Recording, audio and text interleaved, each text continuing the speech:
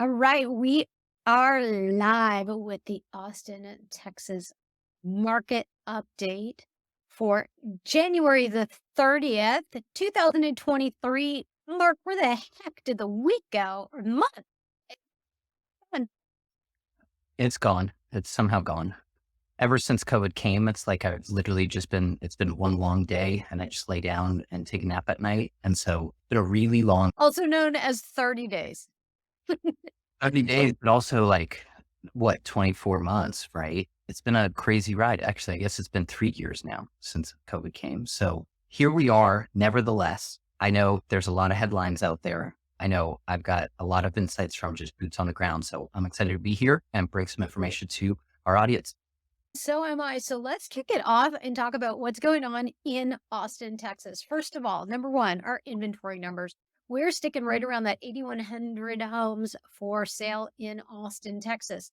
When I look at the number of price decreases, when I look at the number of price increases, when I look at how many homes have been contracted, when I look at the number of homes that have been sold, everything has been really, believe it or not, flat for the month of January. And that's actually a really good sign because it shows us a steadiness. And that steadiness is a sense of calm, as far as I'm concerned, when it comes time to working with buyers and sellers. How do you feel about that on the side of lending? You're absolutely right. Whenever things are going one way or the other in like a very aggressive direction, we all tend to take a pause and kind of reflect on the situation. And it's never Mhm. good for decision making. And so you never really want that in the first place, right? Like we work with clients that are buying primarily primary residence purchases. You and I both Yep. work with investors, and it's a little Yep. bit different, but at the same time, uncertainty breeds more uncertainty. So it's good to see things leveling off. Absolutely. And with that said, a quick breakdown of what it looks like here in Austin, Texas. Last week we had 799 new listings. This week we have 809. I mean, it's basically the same. We've seen just over 1,065 price decreases. Again, same as last week. When we look at price increases, 160 price increases. We've got 422 homes under contract. We have another 548 pending. So again, right around that 1,000 mark, which has remained steady. Same number of homes withdrawn and expired and on hold. Like, it's amazing to me how everything has just stayed status quo. At the same time, like I said, Mark, it brings me so much joy. So diving deeper into that for 1 second, what I want to do is, as always, every week, I like to rattle off, if you will, where our home sales are taking place. And here's where we are effectively: 26% of our homes fall between the 500 and 750,000 mark. And 10%, so 1 in 10 homes, are between 750 and $1 million. Again, strong market. When we look at a million to the 2 million mark, we're at 8.8% of homes for sale. And then we start to really drop off when we start looking at 2 million above. We've got 2% at the 2 to 3 million. We've got 1.7% at the 3 to 4 million. And then everything else is, as we look up, we're below 1% of all home purchases. But what really makes me excited about that is that we continue to have more and more homes that are in the luxury market here in Austin, Texas. I think we're going to continue seeing that at the same Mhm. time as are going to continue seeing that. I think we all need to see some of the introductory level homes come into the market. I think where there is a new supply of introductory level homes that really enables those move up buyers to make that second purchase, to make that third purchase. And the more that we can facilitate that, the more likely it is that somebody has the down payment and the capacity to get into these higher purchase prices. So I know that's one of the things that I would love to see down in Austin. Absolutely. And I mean, I know we talked about it last week. We talked about the fact that our median sales price right now for the Austin Round Rock area is about 457,000.5. And when we look at the median sales price for the what we call the MSA, we're just over that $500,000 mark. And what we know for sure is, statistically speaking, last week. And if you missed last week's show, check out where we actually break down the demographics for our three main counties for Hayes, Travis, and Williamson County, because that tells a story for Austin demand. It certainly does. It absolutely does. And as you were talking, it reminded me, and I haven't brought it to really your attention. I brought it up while we've been recording, but the loan limits for both conventional and FHA have gone up pretty drastically throughout the last couple of years, but especially again for 2023. You Mhm. brought up that median home price. Right now, I was looking at it earlier this morning, and for Austin and the Austin marketplace, the maximum FHA loan these days is now 571,000. And so Okay. you're looking upwards of 600K with minimum down and the ability to get government subsidized purchases. So conventional loan limits, they're now in the 700s, like around 730. So you can get into a $750,000 purchase with practically minimum down around that 5%. And so that is really helping buyers and affordability because it allows more purchase to get financed. And so I think that's a really good thing to see, especially for Austin. It's a little bit higher than up here in DFW, but where there's really only three marketplaces in the state where they go above the 472,000, and it's Mhm. DFW, Austin, and like we talked about, San Antonio. They're Yeah. coming and they're not going to be slowed down.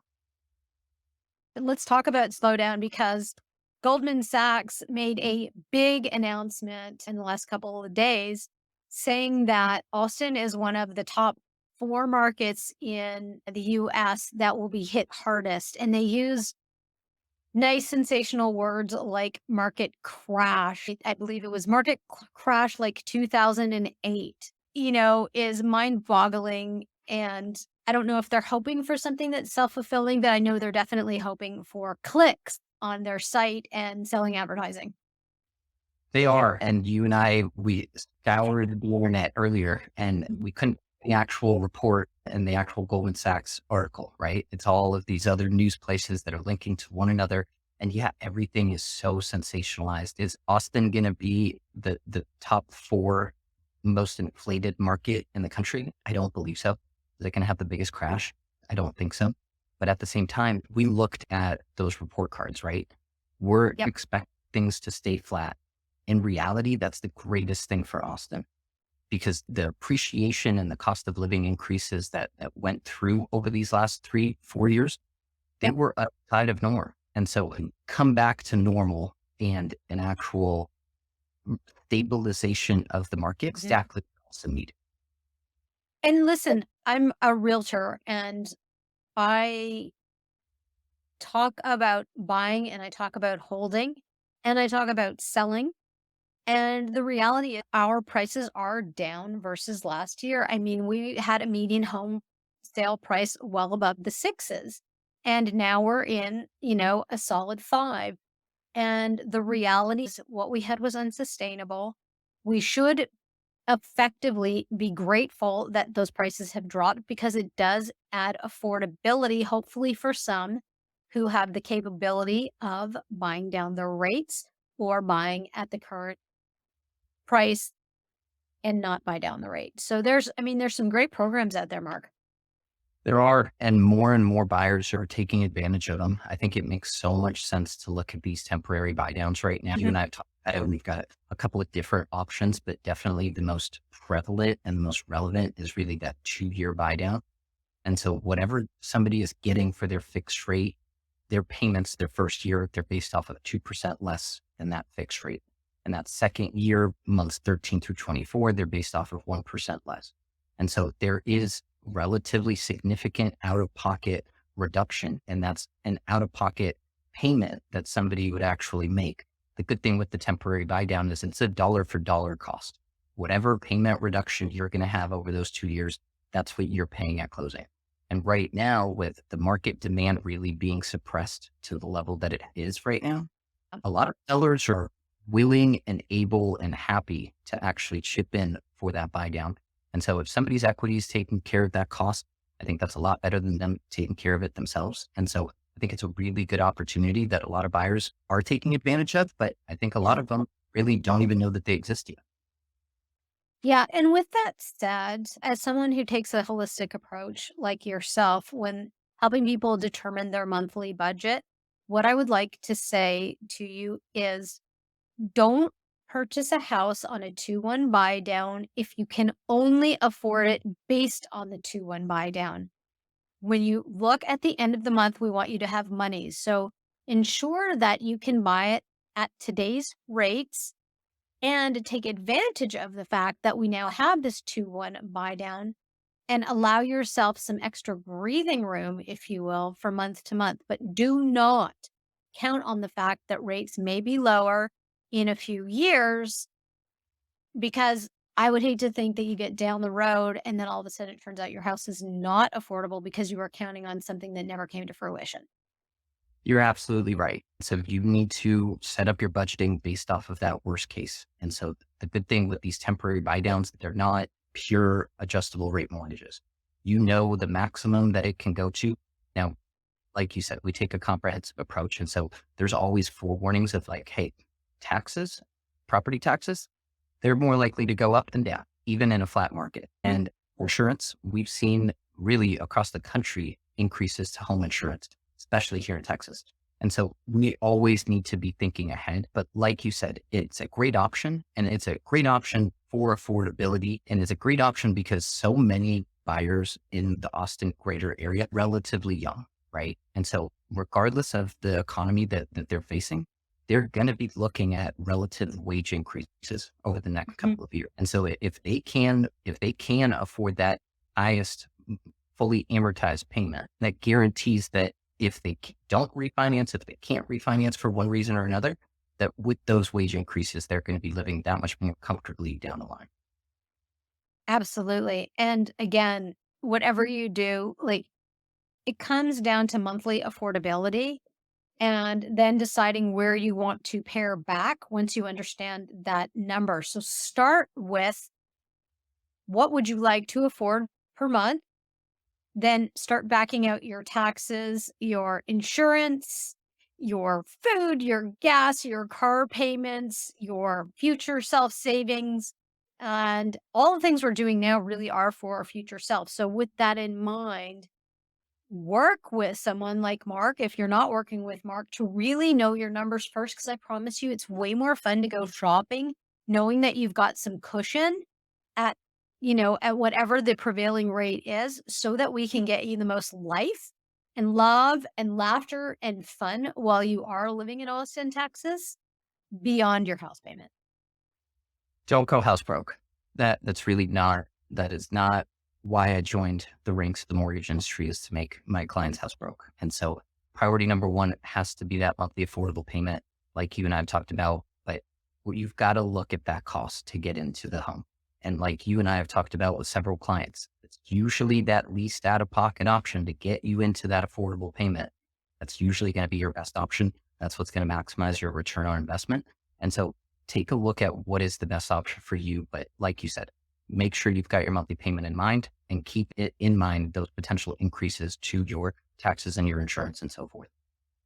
The other thing I want to talk about is the fact that there is so much development going on right now in Austin, Mark, and what is kind of on the horizon and that we're waiting for votes for. If you're in South Austin, we need like one more round of votes, but there is going to be almost like a mini domain, if you will, in Southeast Austin, which is going to be phenomenal when it comes time for jacking up, if you will, house values. So I'm really excited for watching how our economy is working. The things that I am paying attention to are those announcements in the commercial sector as they continue to make waves of announcements of what is being built, what is on the docket for consideration. And as Austin's density continues, we have so much room to grow here in Austin for our economy. And as we continue, we've got a big opportunity for you moving to Austin and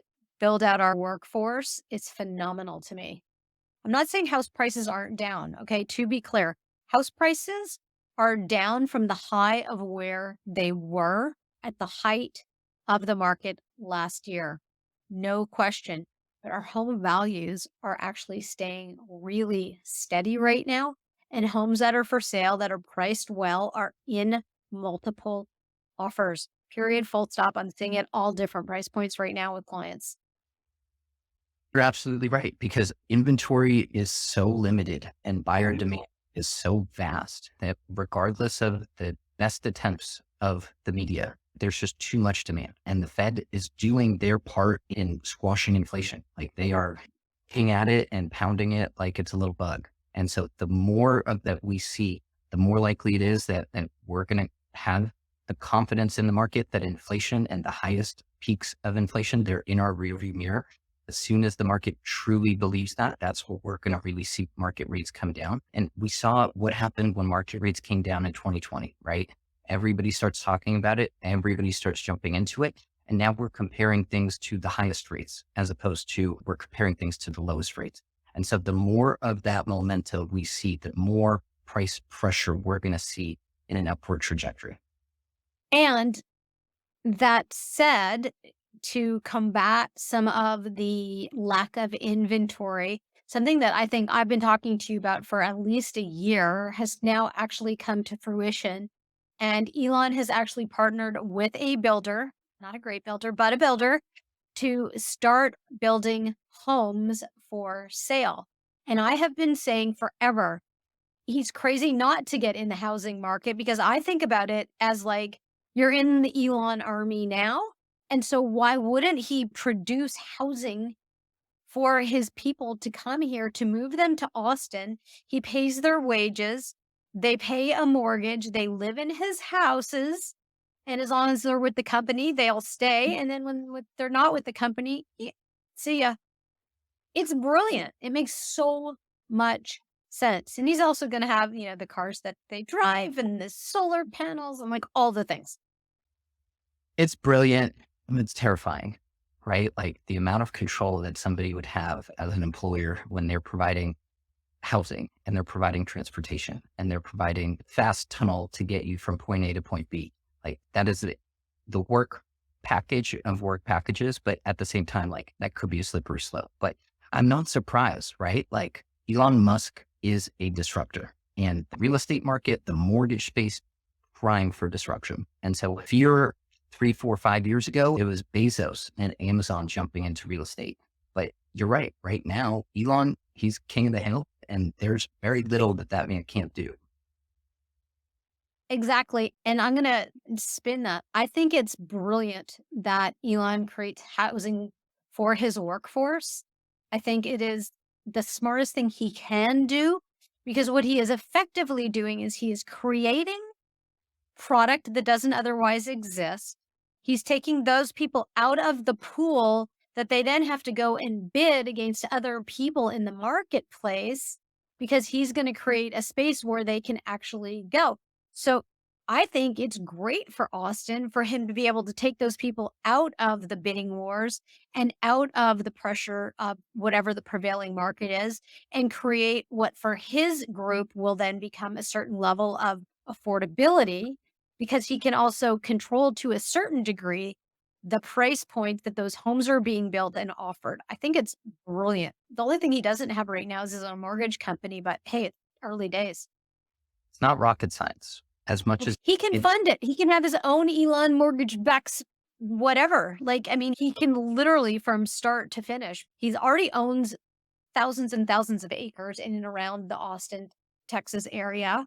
Then he can have his own development company, his own building company, his own real estate company. I mean, there's nothing he can't do to make money along the way. It's brilliant. where you get to that level, you have no lack of opportunity. And so he's got basically everything at his disposal. And so whatever that man wants to do, he can certainly do. I don't know if that's his ultimate vision, but I think you laid out a perfect reasoning as to why that's an incredible opportunity for him and investment, but at the same time as a retention tool, right? Like Austin has a lot of different employers and that means a lot of different competition to keep employees. And so something like that will definitely separate Tesla, SpaceX, whatever ventures he's doing from the rest of the pack. And so I think it's an Elon sized idea. And I'm glad you brought it up. I really hadn't thought about it, but you may be onto something here. Listen, when I was on the corporate side in Toronto and we had the company gym and we could go work out and we never had to leave what we called the campus.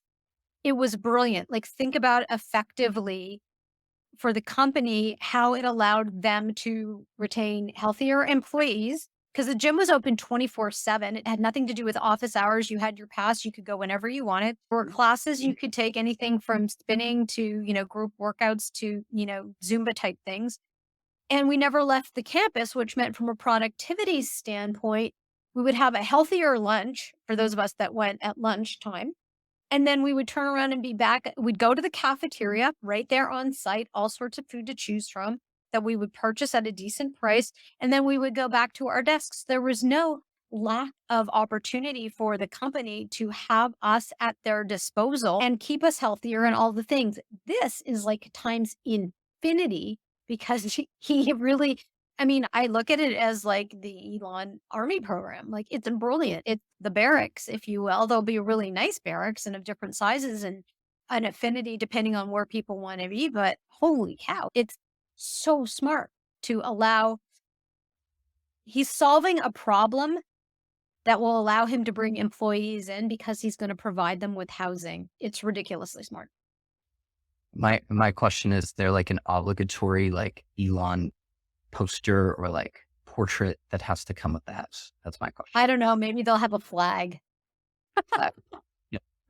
Yeah, and it'll probably get, like, its own zip code for, like, Musk land or something. I don't know what it'll be called, that's not very sexy, but, whatever they call it and whatever opportunity they do create, seriously, for the breadth of employment is, I think we're just seeing the beginning, so my prediction is this is the beginning of something massive. As long as Elon is in Austin, I think we're gonna see a big change if he really sinks his teeth into this. We are bound to see continuation of an inbound migration into Texas. And there are big market centers that are going to take a majority of those immigrants, right, from the rest of the state or the rest of the country. But Austin will continue to be a leading market, whether or not it's more expensive than the DFWs or the San Antonios. That doesn't matter. There are so many unique benefits to Austin that a lot of people are more than willing and happy to pay the relative cost increase to live in Austin and call Austin home. And I don't see that changing.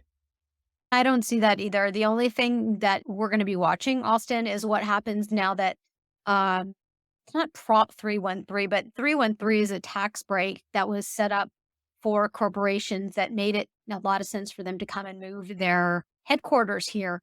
And that is no longer part of our Austin economy. And so now that we are fighting a little bit of a different fight to get Austin corporation, like companies to move to Austin without those tax incentives, we'll see how many more people continue to flock here.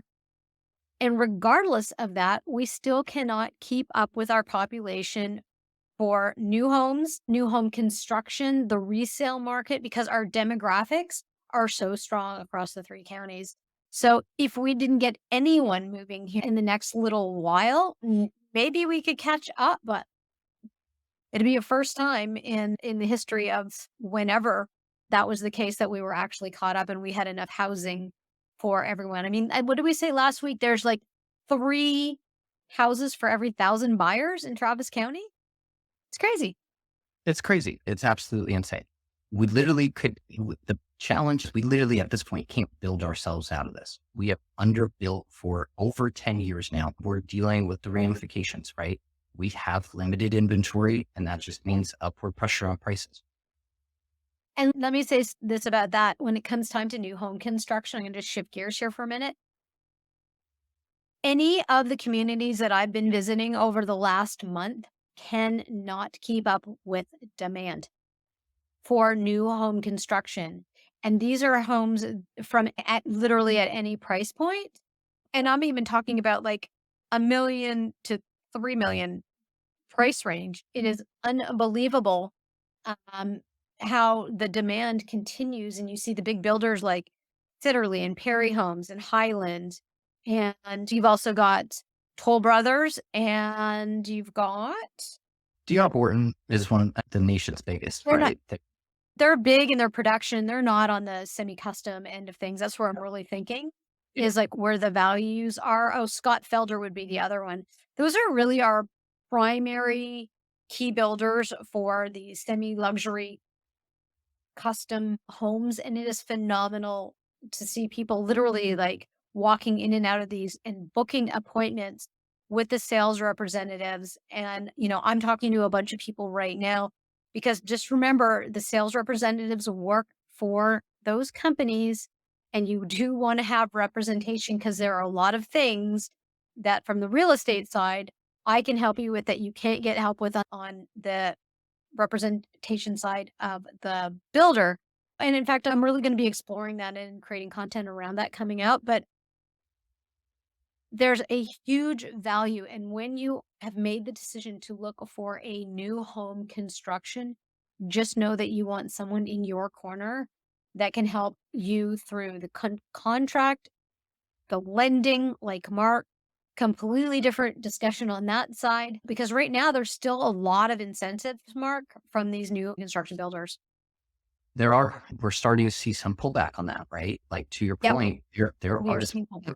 more traffic, not just through the builder open houses, but the resale open houses.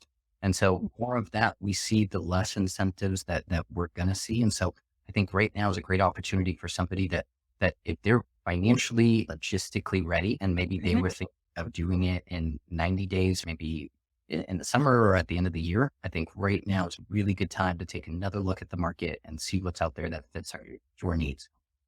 And I'll tell you why what Mark said is so important. As the demand increases for new home construction, it takes the pressure off the builders to offer incentives. So you could wake up tomorrow and the incentives that you saw this week are gone because their demand is so strong and because they still have production homes to sell that are in process right now. So if you wait, you do risk the chance, very much so, of losing the opportunities that are in front of you right now. Without a doubt, Mark, I agree with you 100%. And to your point with Austin and 313, I think that presents a really big opportunity for some of the up and coming cities, right? Like Mhm. they fill that void. They can bring the market to the forefront with these employers. And I think it presents a really strong opportunity to build a future foundation for a lot of different towns looking to become cities and cities looking to become bigger cities. And we're going to continue to be the melting pot and the place that people are coming because it's, again, the demand is so high. We've got great school systems here. And I'd love to explore that a little bit with you the next time we're together. But for now, anything you want to say in closing, Mark? Bottom line, the fundamentals are all there and they're strong. So whenever that is the case, then I'm bullish on real estate. And normally there's very few people that I would bet against, like Tom Brady is one of them, Mahomes at this point is one of them, but Elon, definitely one of them. And Austin, honestly, I wouldn't bet against you. So I really see only good things ahead. And that's all I got. All right. Well, with that said, my name is Jennifer S. Goodman. I'm a realtor here in Austin, Texas. And every week, Mark and I come and we chop up what the latest news is, what's going on with the market. We talk a little bit about sales, a little bit about mortgages, what's happening in the Austin market. And we thank you so much for joining us this week. Happy to be here. Thank you guys for watching. Mark Kretzky, Movement Mortgage. Can't wait to see you next time. All right. Thanks so much for tuning in. We'll catch you next time.